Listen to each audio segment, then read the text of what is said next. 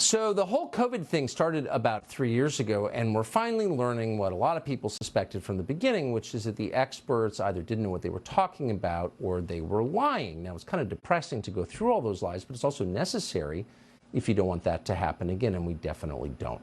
Dr. Matt Makary has been chronicling them, keeping track. He's a public health expert, professor at Johns Hopkins School of Medicine, and he joins us tonight to list some of the things we learned that aren't true. Doctor, thank you so much for coming in, and thank you for keeping track of this, because I think you need an after-action report to make you better the next time. So what have we learned was untrue? Well, Tucker, I just testified before Congress, and of course, those on the left were asking about misinformation as if that was the big problem. And of course, microchips in the vaccines as a conspiracy theory came up. Now, I don't know how many people chose not to get the vaccine because of fears of a microchip. Maybe 2 people in America or 5. How about the misinformation propagated by public health officials? The biggest deliverer of misinformation has been the United States government, and the data has caught up with all the lies now and has actually debunked many of these lies. For example, natural immunity is not protective. The Lancet study tore that apart, showed it is absolutely as effective as vaccination and probably more effective. That school closures would reduce transmission. The Europe experience proved that wrong. The schools were open, clear, and free throughout with the similar transmission rate, so that was wrong. That myocarditis is more common after COVID infection than it is from the vaccine. Not true. JAMA Cardiology showed that it was 4 to 28 times more common after the vaccine in a particular cohort. That the lab leak was a conspiracy theory. Both Dr. Farzan and Gary, the nation's 2 top virologists, told Dr. Fauci in January of 2020 in an emergency meeting that Fauci called that they thought it was the lab leak, and yet it was billed as a conspiracy.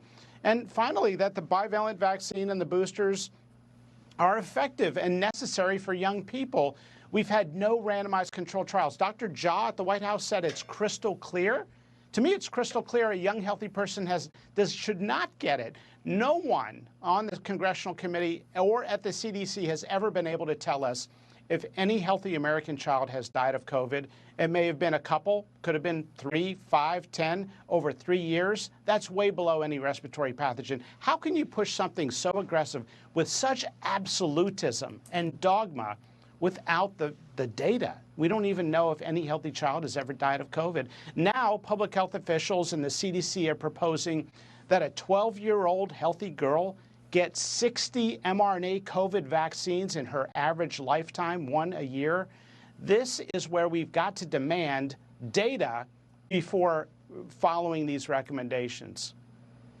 That's what they're demanding right now? It's hard even to believe that, given everything we know. That seems deranged and scary. Annual vaccinations for all people. That's the mantra right now, and it's all or nothing. Last question, Doctor. Is there an organized, I mean, that's so unwise. You've got to think there's an organized resistance to that. Do you think that could actually happen? It could become compulsory? Yeah, most of the resistance are practicing physicians, but because anyone who disagrees with the mantra is dismissed or censored or deleted or excluded from national meetings, it appears as if there is a unified consensus of physicians. The CDC's own study found that 40% of pediatricians do not recommend the COVID vaccines for children.